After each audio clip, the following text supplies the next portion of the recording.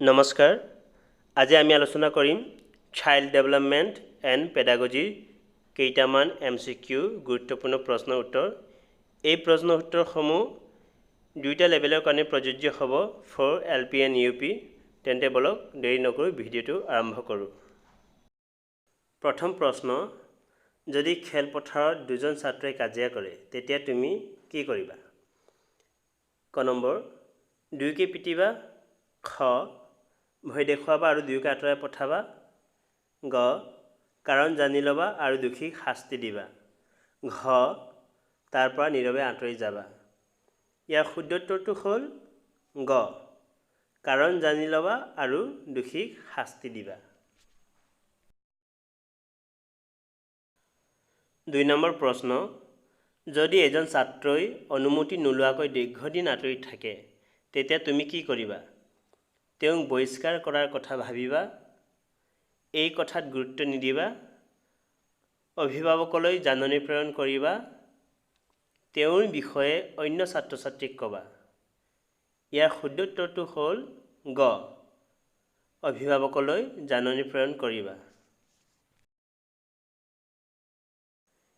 ৩ number প্ৰশ্ন আধুনিক শিক্ষা ব্যৱস্থা হ'ল শিক্ষক কেন্দ্ৰিক অভিভাৱক কেন্দ্ৰিক শিশু কেন্দ্ৰিক পাঠ্যক্ৰম কেন্দ্ৰিক এই চাৰিটা শুদ্ধ উত্তৰটো হ'ল গ শিশু কেন্দ্ৰিক প্ৰশ্ন ৪ অনগ্ৰসৰসকলে শ্ৰেণীৰ সদায় নিজকে অযোগ্য বুলি বিবেচনা কৰাৰ ফলত সুস্বাত্মিকা মনোভাৱত ভোগে হীনাত্মিকা মনোভাৱত ভোগে অফলতা লাভ কৰে সুখী অনুভৱ কৰে ইয়াৰে শুদ্ধ উত্তৰটো হ'ল খ হীনাত্মিকা মনোভাৱত ভোগে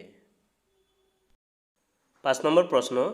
মনোবিদসকলৰ মতে অনগ্ৰসৰসকলৰ বুদ্ধ্যাংক অৰ্থাৎ IQ সাধাৰণতে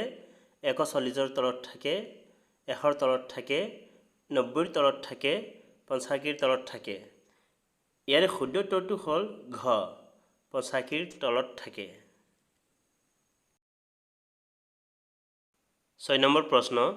তলৰ কোনটো অনগ্ৰসৰতাৰ কাৰণ নহয় সামাজিক কাৰণ প্ৰাকৃতিক কাৰণ আৱেগিক কাৰণ দৈহিক কাৰণ ইয়াৰে শুদ্ধ উত্তৰটো হ'ল খ প্ৰাকৃতিক কাৰণ ৭ নম্বৰ প্ৰশ্ন এজন শিক্ষকে ব্যক্তিগতভাৱে প্ৰতিজন শিক্ষাৰ্থীকে জানিব লাগে জানিব নালাগে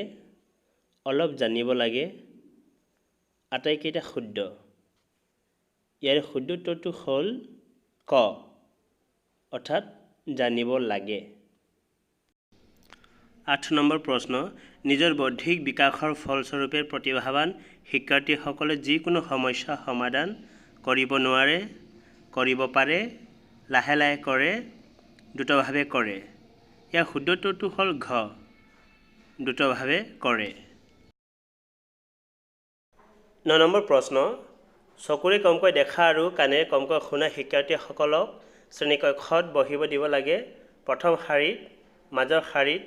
শেষৰ শাৰীত এশতকৈ অলপ আগত ইয়াৰ শুদ্ধ উত্তৰটো হ'ল ক প্ৰথম শাৰীত ১০ নম্বৰ প্ৰশ্নটো হৈছে হিউৰিষ্টিক শব্দটো গ্ৰীক ভাষাৰ কোনটো শব্দৰ পৰা উৎপত্তি হৈছিল ডিস্কভাৰ হিউৰিজ হিউৰিস্কো ৰিস্কো ইয়াৰ শুদ্ধ উত্তৰটো হ'ল গ হিউৰিস্কো অৰ্থাৎ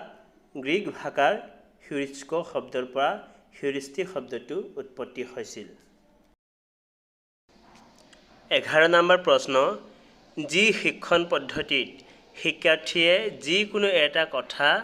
নিজৰ প্ৰত্যক্ষ অভিজ্ঞতাৰ জৰিয়তে শিকে তাকেই ডেল্টন পদ্ধতি বোলে বক্তৃতা পদ্ধতি বোলে মণ্টেছৰী পদ্ধতি বোলে হিউৰিষ্টিক পদ্ধতি বোলে ইয়াৰ শুদ্ধ উত্তৰটো হ'ল ঘ হিউৰিষ্টিক পদ্ধতি বোলে ১২ নম্বৰ প্ৰশ্ন সাধাৰণতে শিক্ষণ প্ৰক্ৰিয়াত ব্যৱহাৰ কৰা সঁজুলিসমূহ হ'ল একমাত্ৰিক সঁজুলি দ্বিমাত্ৰিক সঁজুলি ত্ৰিমাত্ৰিক সঁজুলি ওপৰৰ আটাইকেইটা শুদ্ধ ইয়াৰে শুদ্ধটো হ'ব ঘ ওপৰৰ আটাইকেইটা শুদ্ধ 13 নম্বৰ প্ৰশ্ন যদি এজন ছাত্ৰক পৰীক্ষাগৃহত প্ৰবঞ্চনা আশ্ৰয় লোৱাৰ বাবে ধৰা পেলোৱা হয় তেতিয়া উত্তৰবোৰ নাকচ কৰা হ'ব অভিভাৱকক খবৰ দিয়া হ'ব কঠোৰ শাস্তি দিয়া হ'ব কঠোৰ শ্ৰম কৰিবলৈ উপদেশ দিয়াৰ লগতে এনেদৰে প্ৰবঞ্চনাৰ আশ্ৰয় নলবলৈ কোৱা হ'ব ইয়াৰ শুদ্ধটো হ'ল ঘ কঠোৰ শ্ৰম কৰিবলৈ উপদেশ দিয়াৰ লগতে এনেদৰে প্ৰবঞ্চনাৰ আশ্ৰয় নলবলৈ কোৱা হ'ব